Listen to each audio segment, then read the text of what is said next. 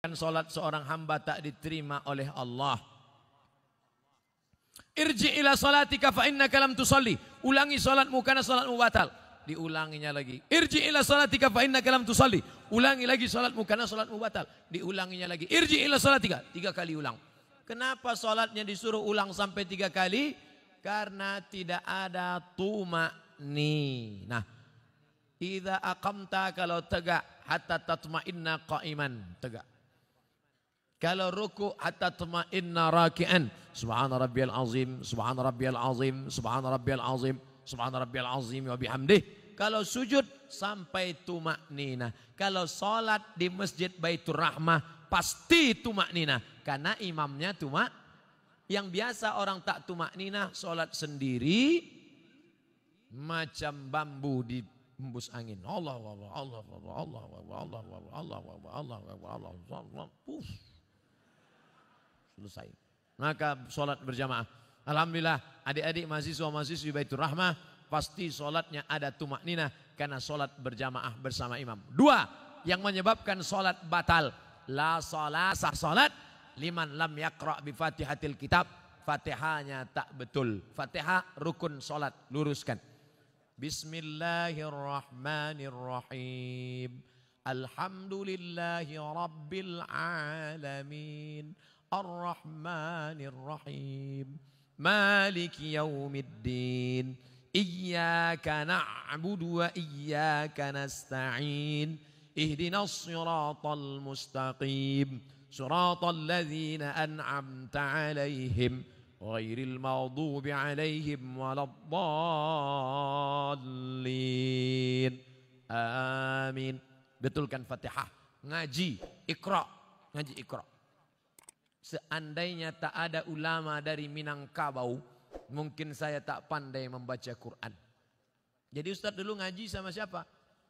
Ulama-ulama Minangkabau yang mengajarkan mengaji. Alif di atas, alif di bawah, i alif depan, u, a, i, u. Di atas itu kan dari Minangkabau. Alif 2 di atas, an, alif 2 di bawah, in, alif 2 di depan, un, an, in, un. Yang tahu berarti udah tua. Anak-anak kini tidak tahu itulah.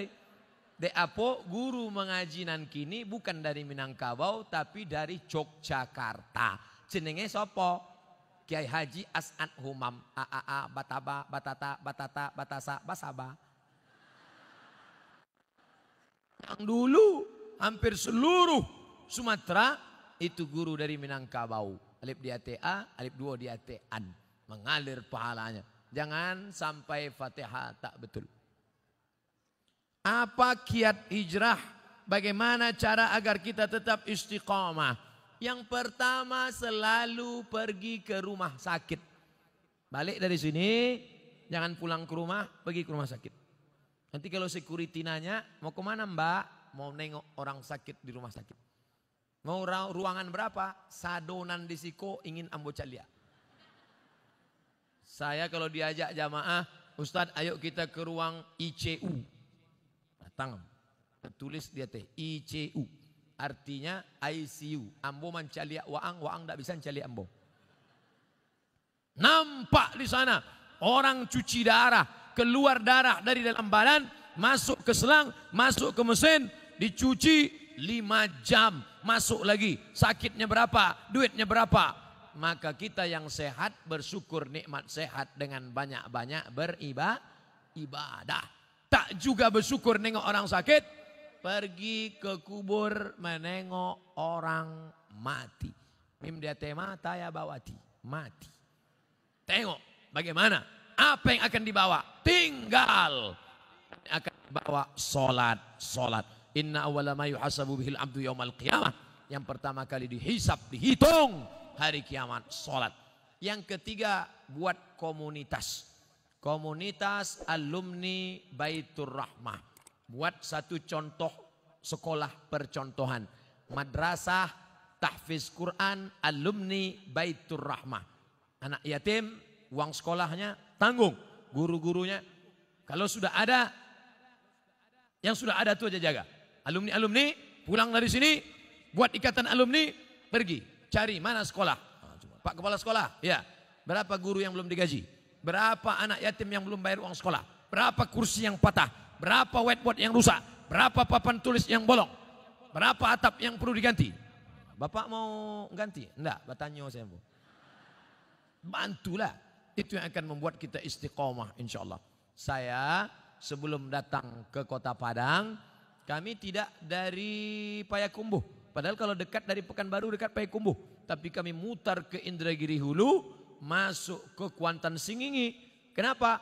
Karena menyalurkan dana untuk mendirikan madrasah ibtidaiyah di suku terasing di dalam hutan. Itulah yang akan menolong di hadapan Allah Subhanahu wa taala. Nah, jadi adik-adik, kawan-kawan, sahabat-sahabat, buat komunitas. Saya banyak ceramah ke tempat-tempat bertemu dengan komunitas. Ustaz Somad, kami dari komunitas. Apa namanya? Komunitas Jombloan Sejati. Ustaz, kami dari komunitas. Apa namanya? Komunitas Pensiunan Perusahaan Minyak.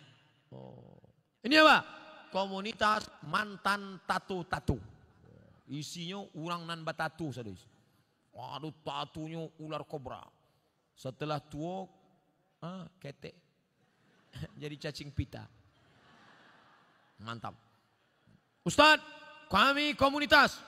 Nama komunitasnya? Komunitas Pejuang Subuh. Kita tulis di bawah. Pejuang Subuh.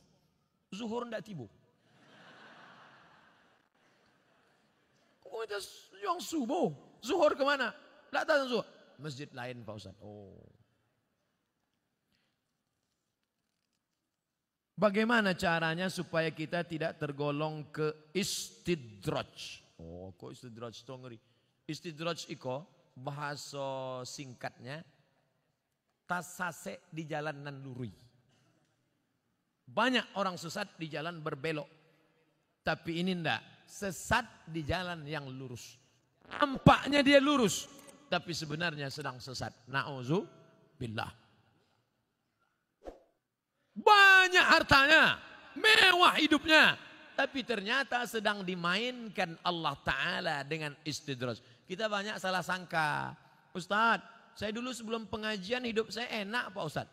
Tapi setelah dengar pengajian Ustadz, begitu pulang helm basah. Begitu pulang motor hilang. Begitu pulang anak sakit. Sesungguhnya Allah sudah sayang kepada engkau, dihapusnya dosa-dosamu. Amin. Yang paling mengerikan adalah sholat tak pernah, puasa tak pernah, sedekah tak pernah. Tapi hidupnya lancar-lancar saja. Itu namanya istidraj. Tetangga saya Pak Ustadz tak pakai jilbab, sholat tak pernah, puasa tak pernah, hidupnya lancar, rumahnya besar, mobilnya besar, bininya besar.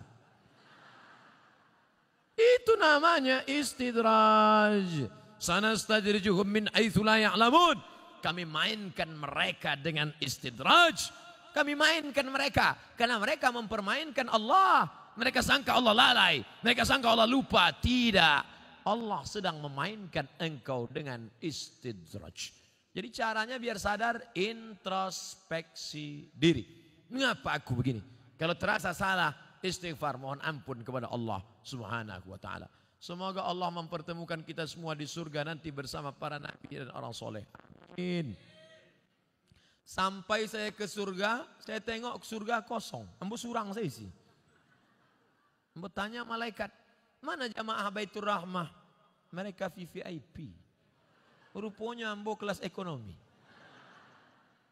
Apa ndak VIP? Sholat tarawihnya 1 juz. Sholat berjamaahnya ndak tinggal. Di dalam masjidnya khusyuk. Saking kan khusyuknya sampai terlalu. Masjid lain orang kepanasan. Jadi tenang, sejuk. Khotib berapi-api, dia berair-air. Mimbarnya tinggi. Masjid Baitur Rahmah Padang naik ke atas. Hanya saja saya sarankan kalau sholat di Masjid Baitur Rahmah, tolong tatapan matanya supaya ke tempat sujud. Jangan mentengok ke atas, karena di sini kaligrafi banyak. Rancak mana kaligrafi. Khusyuk, jaga. Apa hukum seorang istri yang taat beribadah, rajin puasa, tapi bicara pada suaminya suaranya keras? Memang setelannya begitu.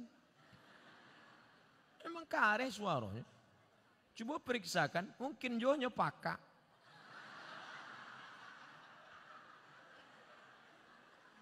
Mungkin ini orang gunung suara keras. Beda sama orang Sunda.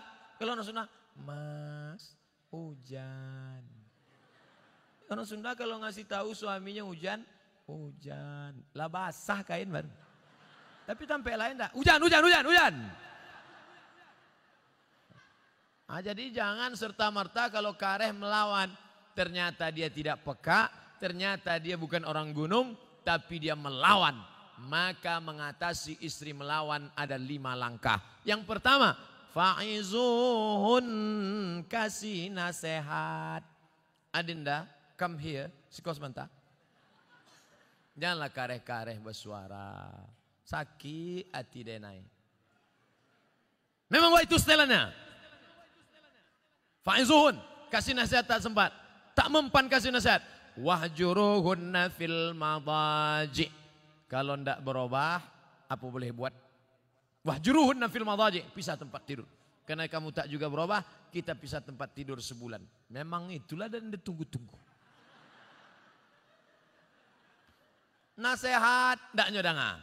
Ancaman pisah tempat tidur, malah dia berkata itu yang kutunggu. Nan ketiga, wadribuhun. Ada jenis perempuan dipukul baru dia berubah. Wadribuhun. Karena tak juga berubah, begitu mau ditempeleng, difotonya. Di-uploadnya ke Instagram. Teganya. Tak bisa. Pukul sekarang tak bisa. KDRT, kekerasan dalam rumah tangga. Tak juga bisa. Yang kelima, maka jatuh. Ada satu surat dalam Quran namanya tolak. Mediasi dulu, bukan langsung. Jadi bukan mentang-mentang kasar. Ini banyak laki-laki sikit-sikit. Talak 100. Enak aja. Ingat, laki-laki yang pemarah langsung lewat talak 100, talak 1000, jatuhnya 3.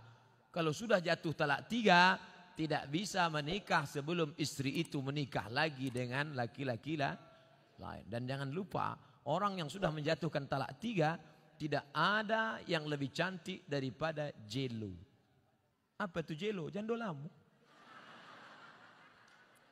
Waspadalah. Maka hati-hati.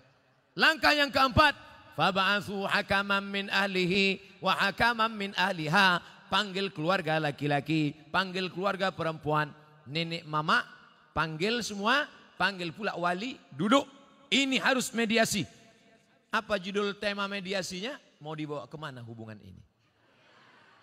Tak juga mempan, barulah yang kelima, itu langkah sudah mentok tak ada lagi, puncak barulah tolak. Karena kau tak juga berubah, kau melawan, kau emosi, akhirnya jatuh talak 1 pun masih bisa rujuk 3 bulan. Gimana? Sudah jatuh? Alah, macam itu 10 aku dapat. Bulan 1, gimana? Bulan kedua, 5 pun dapat. Mulai turun harga. Bulan terakhir, aku mau rujuk, masih bisa rujuk. Kalau sampai 3 bulan tidak rujuk, habis, putus. Setelah bulan keempat baru mau rujuk, bisa lagi rujuk, tapi pakai akad baru. Mempelai laki-laki, mempelai perempuan, ada mahar, ada ijab, ada qabul, ada wali, ada saksi 2 orang. Aku nikahkan engkau dengan anakku dengan mahar sebentuk cincin emas tunai sah. Itulah namanya pengantin.